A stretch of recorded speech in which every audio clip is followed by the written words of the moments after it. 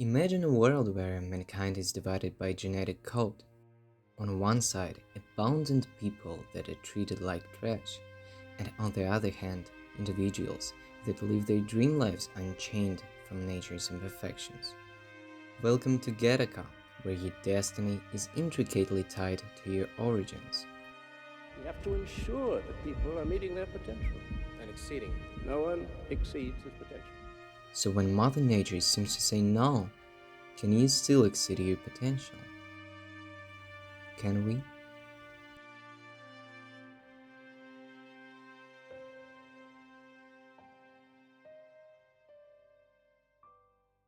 First of all, in Gattaca, people are separated into two social groups, wallets and in-wallets.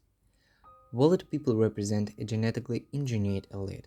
They are free to become anyone, reaching as far as their excellence allows them. It's a stark contrast to the fate that befalls the in-wallets, born into a realm where potential seems constrained from the very start. In this dichotomy, we witness the consequences of a society obsessed with genetic perfection.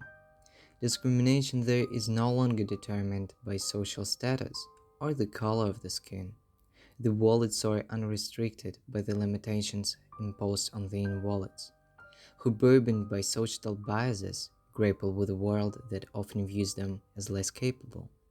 It's within this stark contrast that Winston Freeman's story unfolds, a story that challenges the very notion of predetermined potential.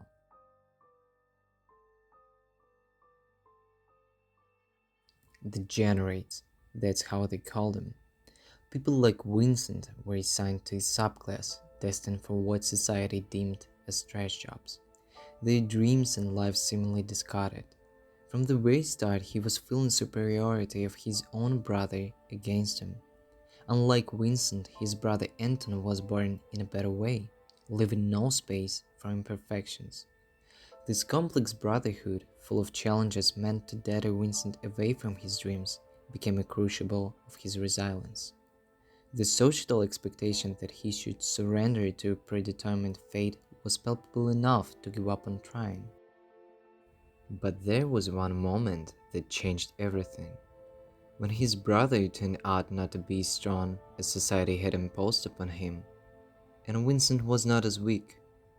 It was the moment that made everything else possible.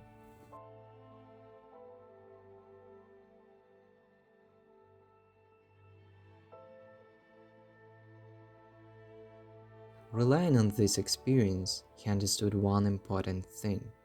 Our true ambitions cannot be left unrealized.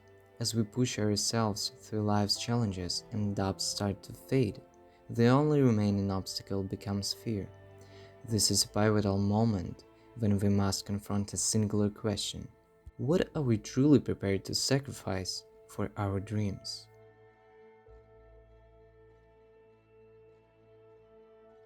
For some of us, the price is set too high, as it was for Vincent.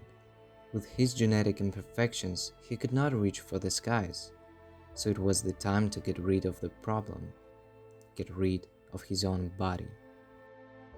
And there was Jerome Morrow, a man that could borrow his own flesh and blood.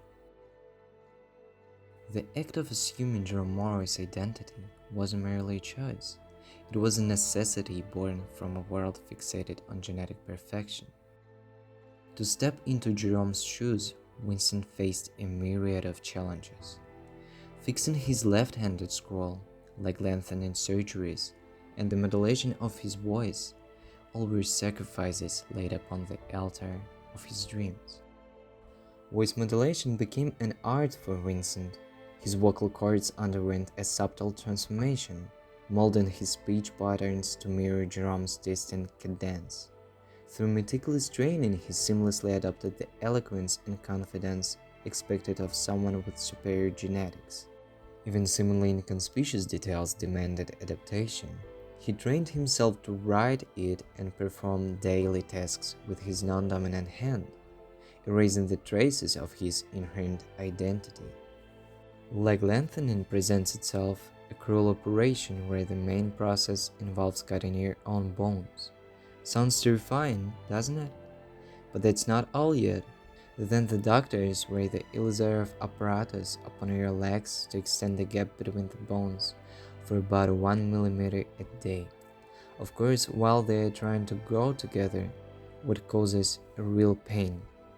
For some individuals, pain after such surgery can only slightly disappear, leaving these fragile humans in an unimaginable reign of agony.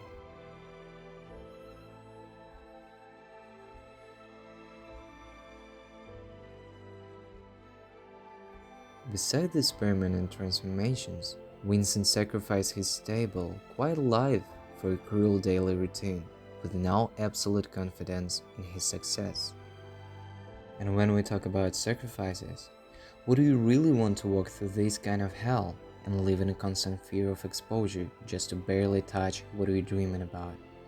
The answer to that might be yes without any hesitation. Otherwise, you will never reach the border of your potential, let alone surpass it. So, how did Vincent exceed his constraints? Drawing from his experience, we can say that it has to take more and more sacrifices every time.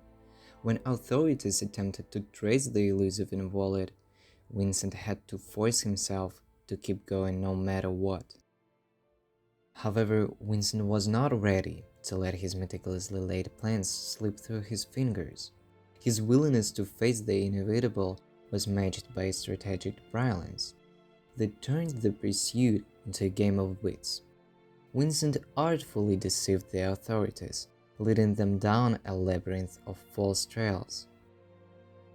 Now we can define his real secret of winning, dedicating your whole existence to your goals, just like in swimming competitions with his blood brother Anton.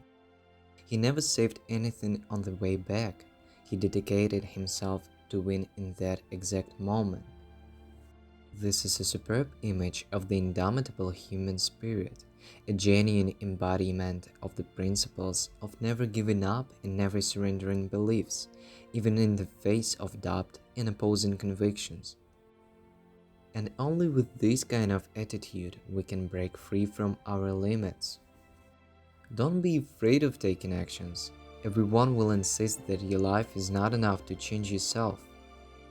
They may be right, or maybe not, but don't let predictions hold you back. Despite what others say, you have only one life to try.